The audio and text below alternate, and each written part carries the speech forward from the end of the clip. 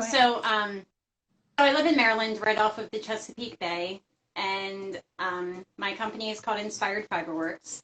I'm an indie dyer and a knitter, and I live in my house with fiance Tyler, my 9-year-old son Colin, who also knits, and our 3 house cats, Raven, Riley, and Belle.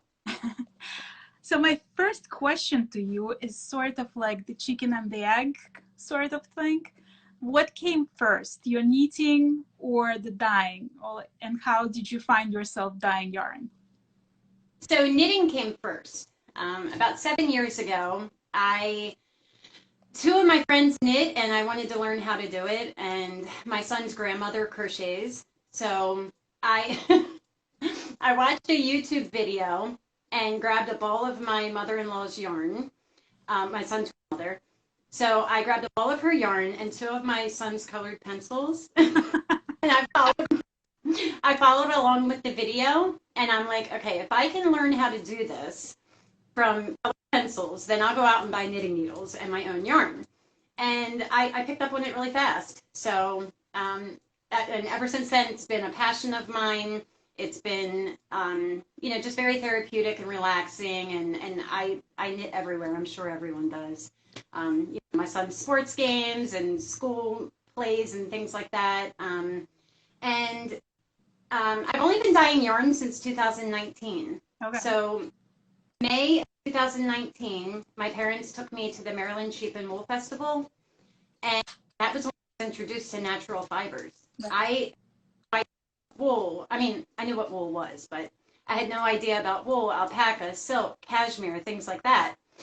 And when I went there and I saw all of the hand-dyed yarn and all of just the natural fibers and the feel of it, and all the knitted projects that people were displaying out of those yarns, I fell in love. Right. I'm going to go home and teach myself how to do that so that I can knit with those, because I want my projects to look like that.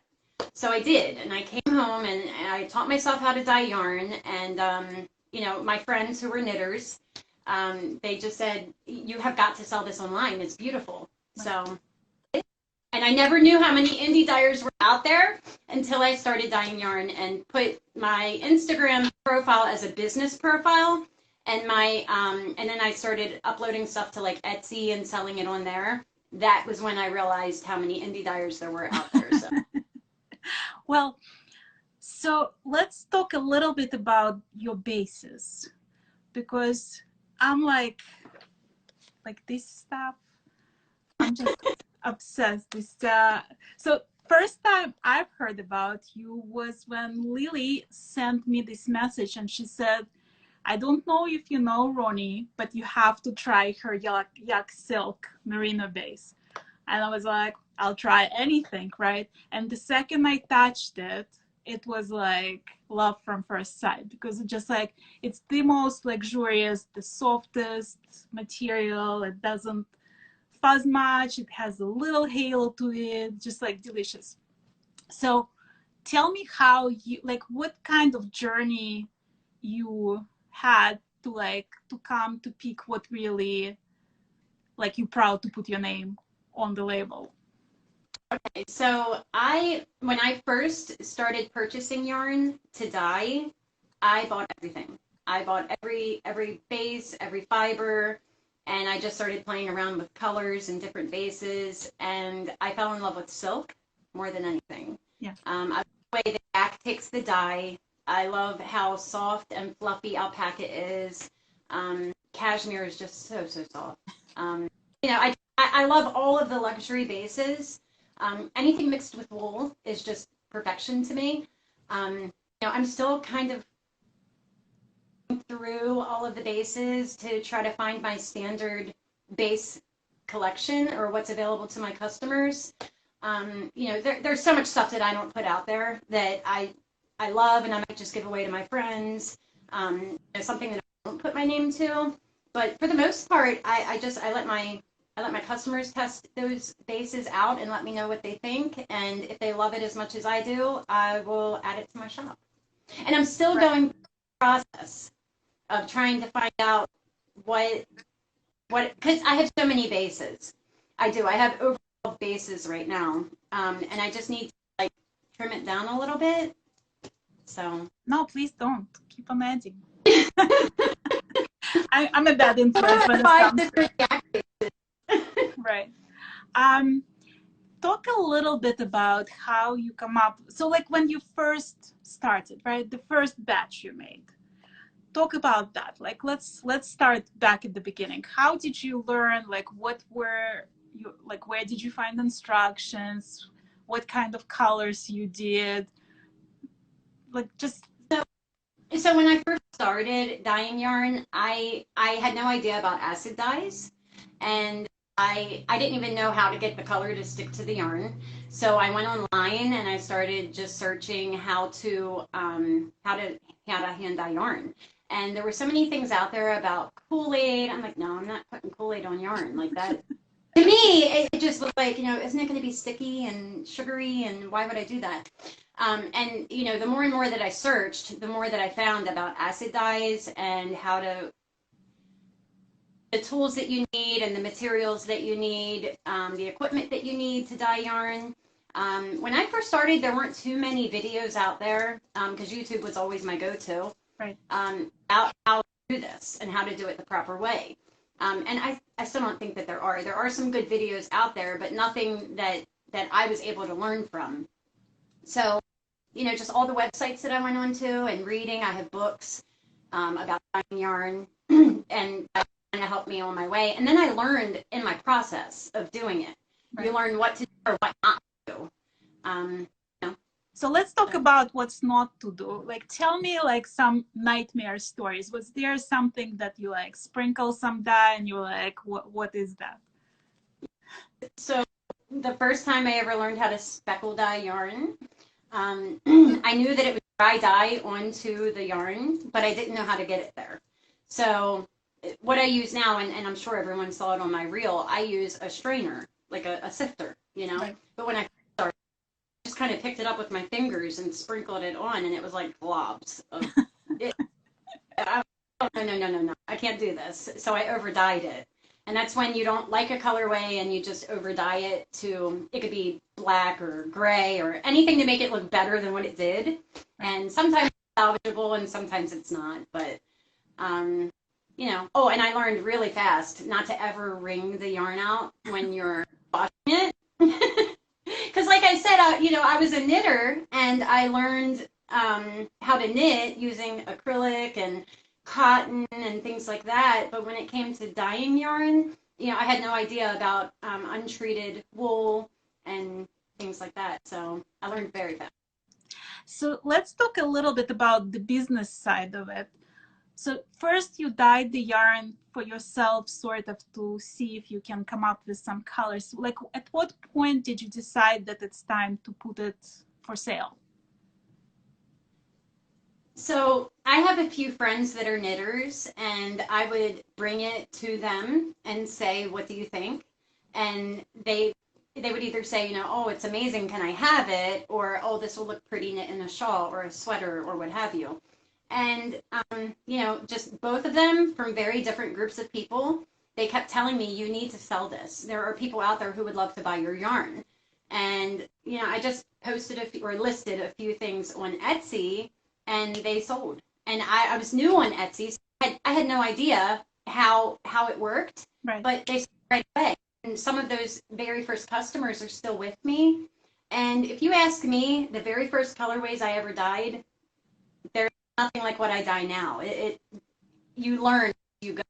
Right. And I'm still 2 years later.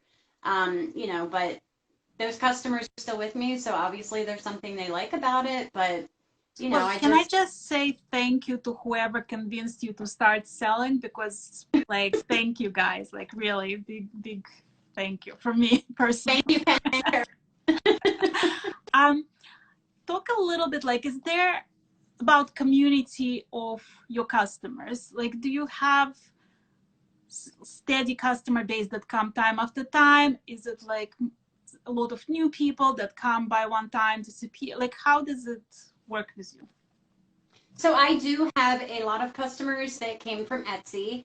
All of my customers on Instagram. they weren't already on Instagram. They joined Instagram after purchasing my yarn on Etsy. And I have customers who will purchase from me every single update and even order custom or pre-orders, you know, throughout in between the updates and reach out to me and say, can you dye this or dye that, Irina? And sometimes, and you know, and then I have those customers who purchase every now and again. And I've had customers that have purchased one time and I see what they knit with my product and they love it. They haven't been back yet. But like I said, I've only been doing this for 2 years. So. Right. Describe me your feeling like when you go on Instagram, right? You wake up in the morning, you scroll through this feed, and suddenly you see somebody tagging you in the post of something they knitted with your yarn. Like, describe me the feeling. I literally jump up and down and run to house and say, look, look, look. Look. Are you surprised by like the combinations that people use? Like, do you think like maybe some of it like you didn't see coming and then you see them and it's like, oh my God, like I didn't think about it that way? Oh, well, that's where I get most of my ideas from. When someone orders like a yarn set from me that they put together on their own and they use it together in a project, that's how I get some of my ideas. Like for the Victoria knit-along kits. Right. I got those ideas, most of those ideas from color combinations that customers put together previously. Right. Oh, and this is the Victoria I got for yarn. And actually, like, I love that combination so much. And I had 2 of the green ones and I had 1 of the natural. Well, now I have more for the future. So I made this thing that it's like today's release from Jennifer Bialy. This is the same yarn that I used for Victoria's shawl. You are so talented. That is so beautiful. I love this one. It's like really pretty. And it's, you know what I liked about her designs? It's like she surprises me because it seems to be very difficult when you look at the picture. But when you knit it, it's actually like very simple, but there is a lot of steps to it. So like each pattern is like a mini book, but it's like very detailed step by step. So like you can't mess up, and it's actually like easy. It feels easy at the end, even though it's yes. Yeah.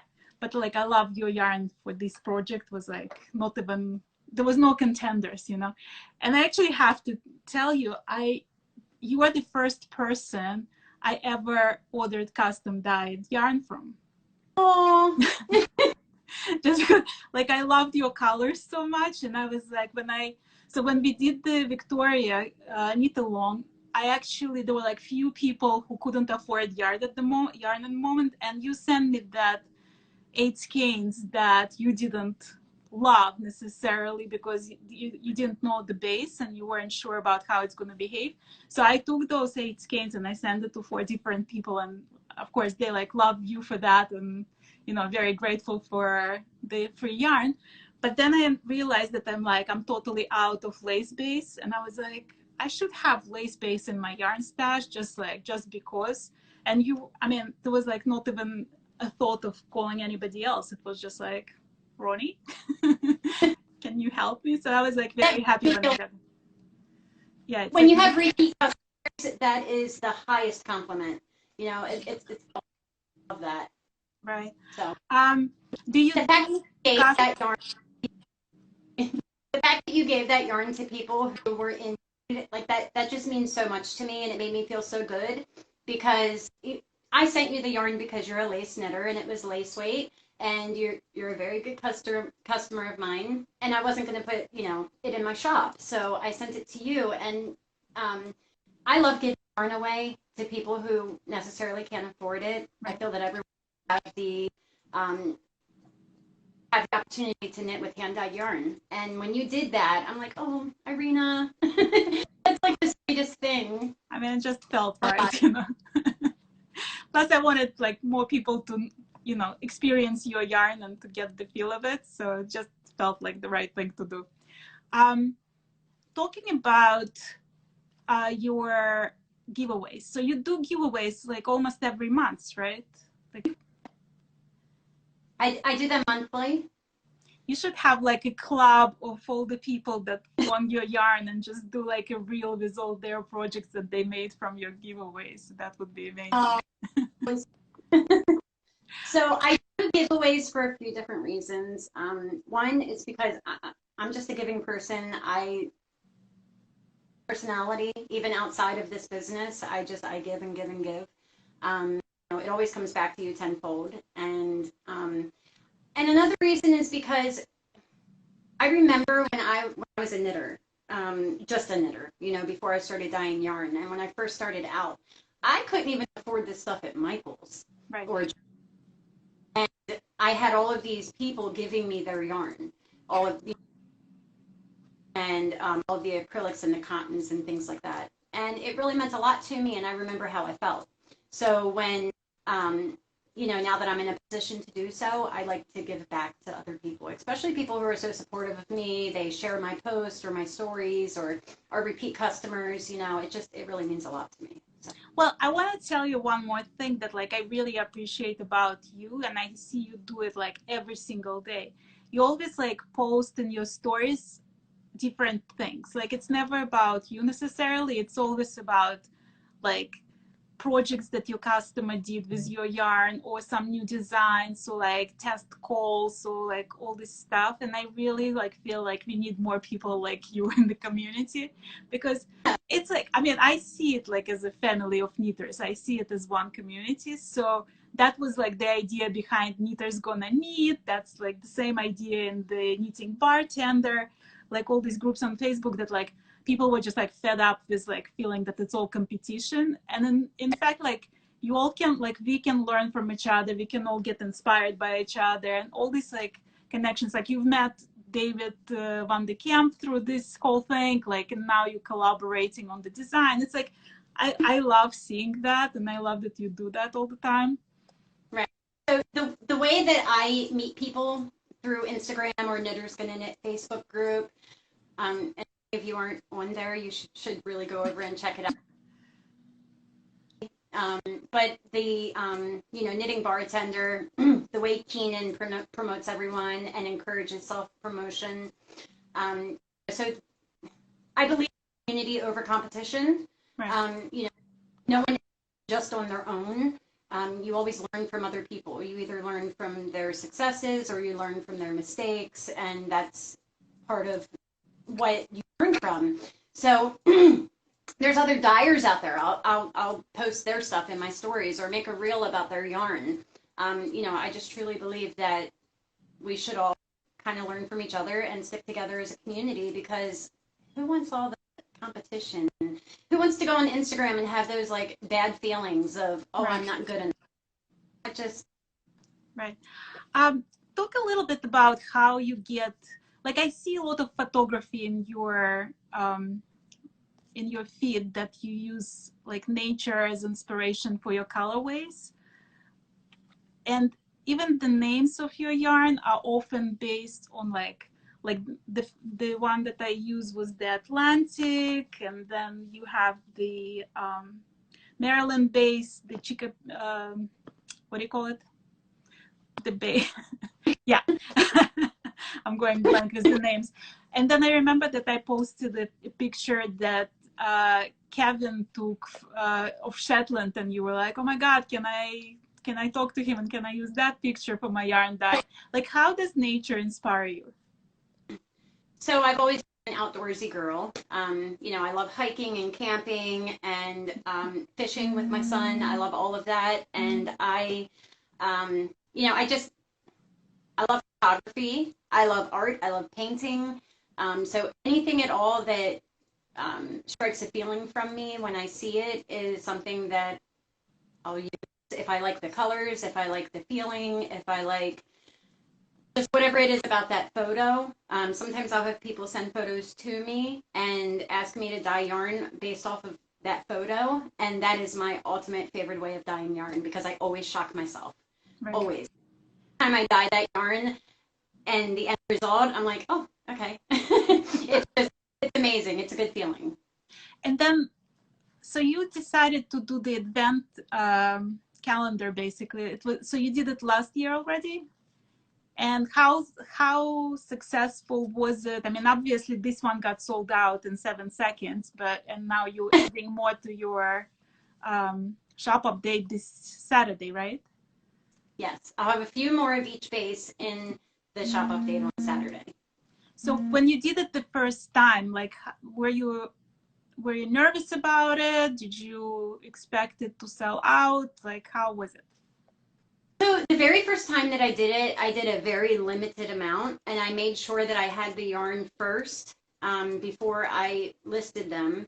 And the reason why is because we were going through a pandemic. That was in 2020. Right. You know, it was come across certain yarn bases. So I made sure that I actually had them, that they were shipped to my house before I ever even listed them.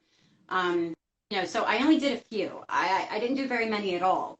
And I had so much fun doing those. I had so much fun putting them together. I always do I do 11 50-gram skeins and one 150-gram skein as the 12th day. It's called the 12 Enchanted Days of Skeinmas. And last year I sent a few little things like stitch markers and progress keepers and little notions with the advent with a gift. And last year the gift was a personalized project bag. So this year the gift is different, and the gift is always a surprise. So and this year I was able to do like way more than I was able to do last year. You know, last year I was dyeing yarn in my basement. This year I actually have a makeshift studio in the garage, so I have more room to do more advents. Right. I'm actually, like, I was sort of, part of me was sad and part of me was happy when it sold out. But then I saw yesterday's announcement and I was like, you know what? It's just a sign. Must have Right. it. So things are slowly getting better, and I know this is so true for almost every dyer out there. We all use about the same 4 or 5 companies that we purchase yarn from, and do purchase from independent mills. But there has been a pickup in the amount of yarn that they're able to get shipped overseas now that everything's starting, all the restrictions are starting to lift and things like that. So it's getting better, and I'm just really happy that I get to dye more this year. Right. So I noticed also that you don't have much yarn in stock on your Etsy, so it goes from shop update to shop update. Is that by design? Do you do it specifically? You don't want to have yarn in the inventory? Like, what's the reasoning behind it? So, okay, I'm a one-woman show. Okay, I mean, sometimes Tyler and Colin will help me with scanning and packaging and things like that. Normally that's for the advents or any collection that I have coming out where I have a lot to package at one time. But shop updates, it gives me time. Normally I do them every 2 weeks, and it just gives me time to dye as many as I can and get them scanned up and labeled and set to the side. That way when my orders come in, it's just easier for me to get things out. There are a lot of dyers out there who keep things in stock all the time, and I honestly don't know how they do it on their own. I don't know. Maybe one day I'll get to that point, but I kind of like having updates. And I mean, I would be lying if I said that I didn't love that I sell out. I just thought that I would stock things every 2 weeks and that things would slowly go out the door, and eventually I would have a stocked shop.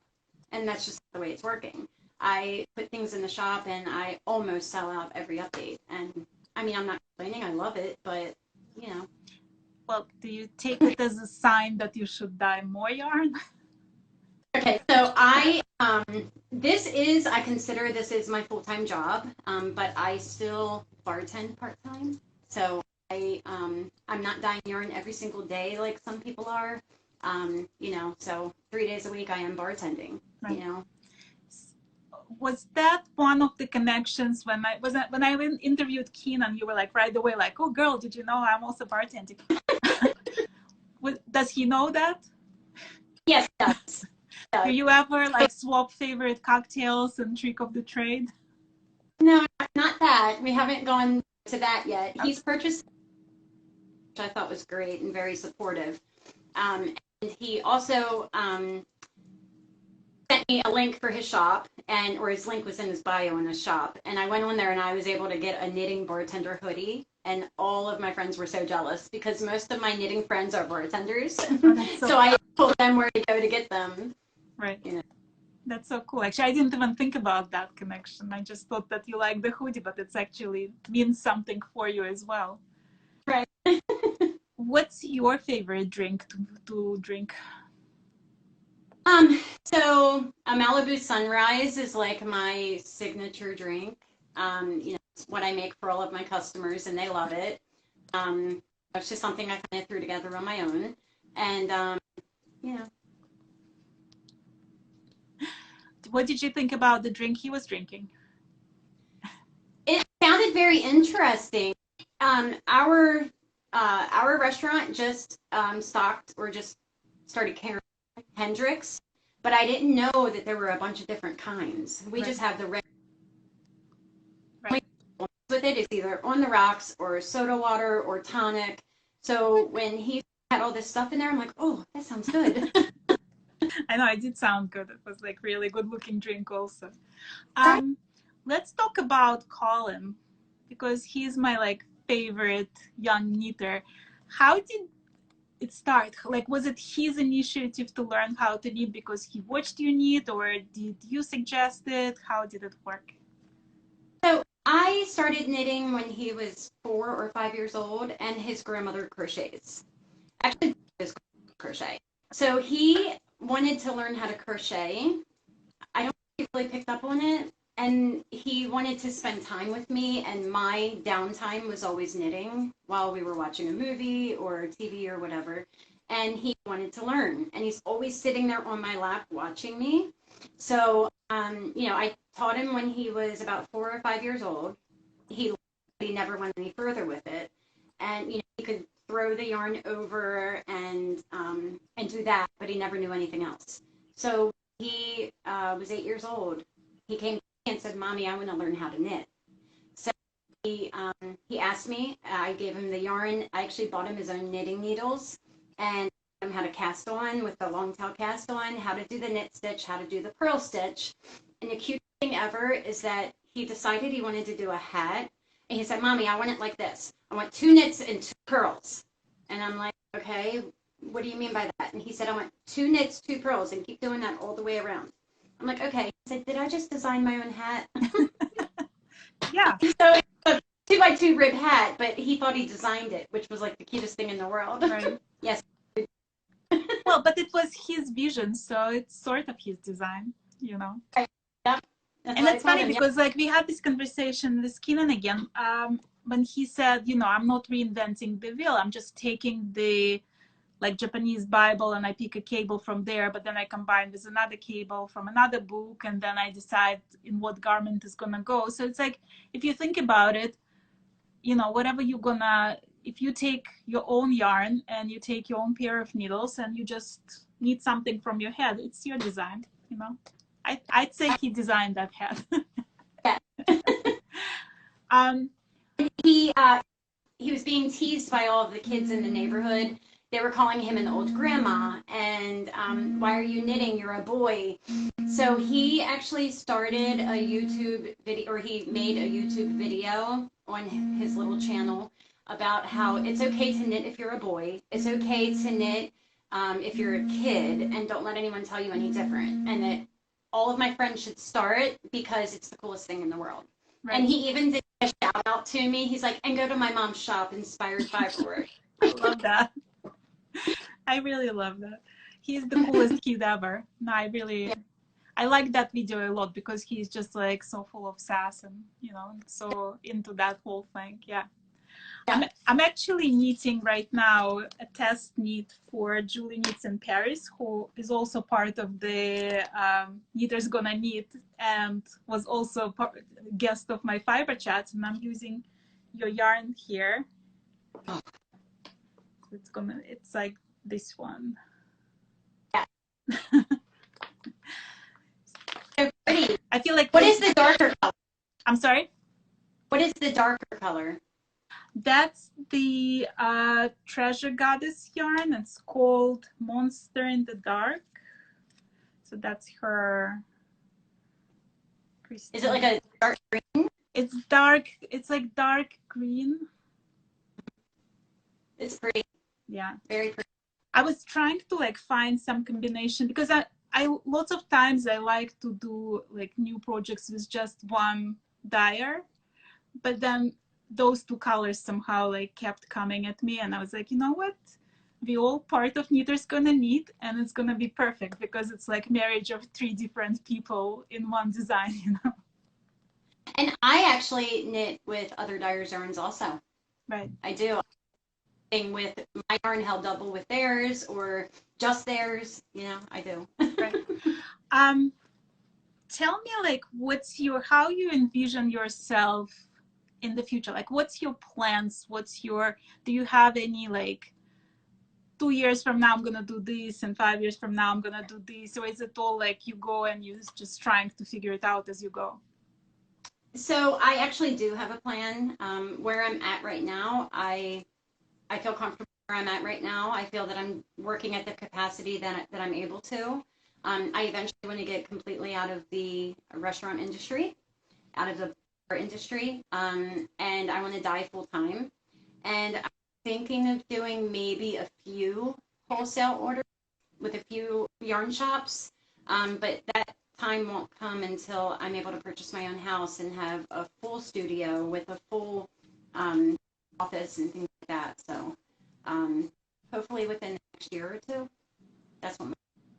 So when you go to yarn festivals, and I know that you said you're coming to Rhinebeck and we're like so meeting there.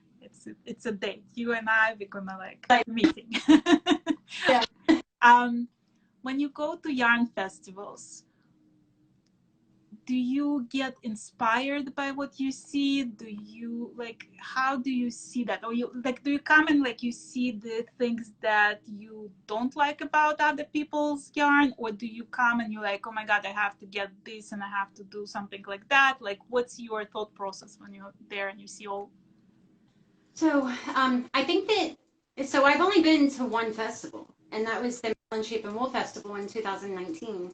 And when I went, I was completely inspired by all the colors, but more inspired by everyone's projects. I had never seen that many knitted projects in one area before. And I'm like, oh, I love that sweater. I love that shawl. Look at that one. And just the different color combinations that people put together and the different patterns that people knit. I was more inspired by that.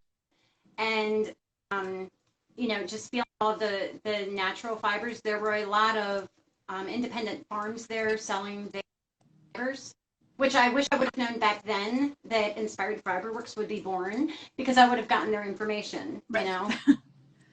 Yeah, I can't wait to go to Rhinebeck. Right. Ask that question in the future.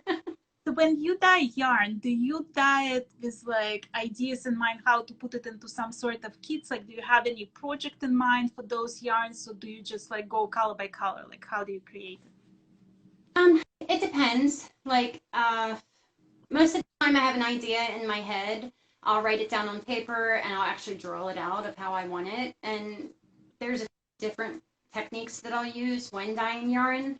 So it would depend on whether I want a tonal or a variegated colorway. It depends on how, or, you know, how I dye it and how saturated I want it, you know. Right. And then when you work with designers, do you feel like you inspired, like, do you see the color based on what designers, let's say, let's take David, right? So you sent him this like 2 gorgeous colors, and I know that you offered him like a few variations, but did you have him specifically in mind, like based on his Instagram and based on his knitting, like when you were creating those colors? Like, is that how it works? Yes. He gave me an idea of what he wanted, based off of one of my colorways that he saw in the past. And he said, I want it like this, but not like that, and a little bit like this, you know, just to. So I did for him, and I did a few different variations, and I let him choose. And he said he wanted gold. I thought before. So and I don't even have a gold dye. I had to mix some things together to make gold, and that's why I named that gold colorway Camp Gold for, you know. Right. And then when you trying to like do you have a favorite color? Like, is there some color that you just like always, like every shop update or something, like you just must have? So I noticed that lately I've had a lot of blues. I love blue, blues and greens and purples, and honestly, and I say this all the time, it's I love all colors. I really do. There's different depths and shade of every color. There's different hues. There's some pinks that I love, and then there's other pinks that I don't. So there's just so many different colors out there. I can't really choose a favorite. Growing up, my favorite color was always purple. Now, if you ask me, I love them all. I just love different shades of certain colors. Right. Talk about your next update. What's gonna be there? When is it? So the update is this Saturday, June 26th at 3 p.m. Eastern Time. And I will have basically everything that you see back here and a few others that I have here. One of my new colorways that, oh, here it is. Colorway called Summer Storm. Oh, that's beautiful. Is definitely a favorite. I'll have this on Silky Singles, Classic Sock, Merino DK. And, oh, I have more cypress. I had people ask me for more cypress. I'll have plenty of cypress in stock. And I have Lavender Fields, Montana. Oh, this is that zebra yarn base that I tried out. It'll be listed at a discounted price because it's not something I plan to carry from here on out, but it's beautiful. Like, I absolutely love it. Cool, actually, yeah. I have to choose different bases, and this is just one thing to make the cut. Yeah, oh, and I have a new base that is only staying around. This is the Moraine colorway on Merino DK single ply. And do you do mostly like sock and DK? So I have one worsted weight base, one bulky weight base, and two sport weight bases. But as far as and one lace weight base right now. As far as you know, and of course I want to try out different bases, but sock weight and DK weight seems to be what people purchase the most from me. Although I've had a lot of requests for worsted weight and bulky weight, so I'm still kind of deciding. But yeah, sock weight and DK weight is what I have the most of. Right. Definitely sock weights. Right. Does Colin have a favorite color? Yes, anything blue. Loves blue. And does he need every time something blue? Mommy, can I have it? Can you put it in my stash? So, okay, let's talk about his stash versus your stash. Is it like two separate stashes? So, okay, my stash, I have to be completely honest. I have more yarn from other dyers in my stash than I have of my own yarn. It's not that I don't love my yarn, it's that I always wind up selling it.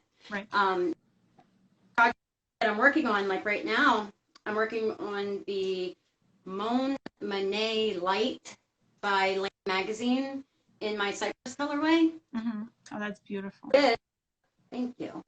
So this is all my colorway. And I have a few of the Kalamata, which it's actually purple. It's a very deep, dark purple.